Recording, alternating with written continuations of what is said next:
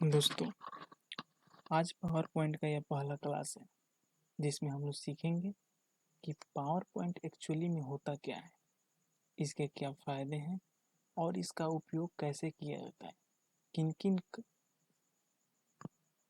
जगहों पे power point का उपयोग किया जाता है। PowerPoint is a graphical representation program use to organize and present information.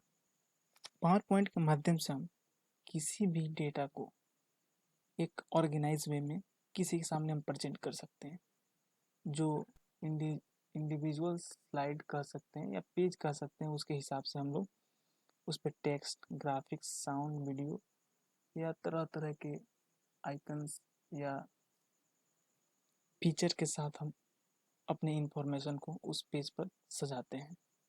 अब बात करते हैं जिस प्रेजेंटेशन को हम लोग बनाए हैं उसे प्रिंट कर सकते हैं, लाइव डिस्प्ले भी कर सकते हैं या कुछ भी कर सकते हैं उस पर।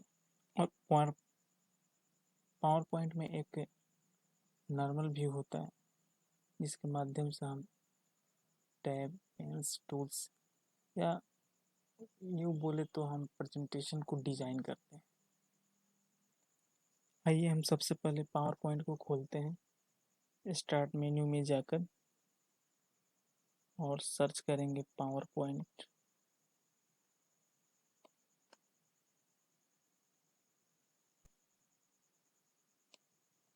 पावर पॉइंट खोलने के बाद हम यहाँ पे मैंने जो प्रेजेंटेशन है उसको सेलेक्ट करेंगे, यहाँ से बड़ा कर लेते हैं और देखते हैं इसका पूरा जो पेज हमारे सामने दिख रहा है, ये हमारा पावर पॉइंट प्रेजेंटेशन का पेज है। इसी पे हम जितने भी इंफॉर्मेशन है उसको अलग अलग तरीके से सजाकर अट्रैक्टिव बनाते हैं, ताकि हम अगर किसी ग्रुप को समझाएं, किसी पूरे एक सब्जेक्ट के बारे में किसी को समझा रहे हैं तो अच्छे से समझ में। हमने पावर पॉइंट को छोटा कर लिया उस पर जो पार्टिकुलर जो हमें डिस्प्ले पर दिख रहा है, ताकि हम अच्छे से समझ सकें। देखिए यहाँ पे हमें नीचे दिखाया गया है कि एक रिबन जो पूरे टूल्स, जितने भी टेक्स्ट का साइज बढ़ाना घटाना हो, पेंट हो, डिज़ाइन हो, सब इस रिबन में आपको दिखाई देगा, ताकि आप आसानी से उसे ड्रैग एंड ड्रॉप करके उसका यूज कर सकें। तो यहाँ पर भी आप देख सकते हैं जो हमारे ऊपरी हिस्से में जो दिख रहा है वो हमारा रिबन है। इस पर हम सब चीज़ देख सकते हैं, जैसे इंसर्ट का menu, design, transition, animation, slide show और बहुत सारे चीज़।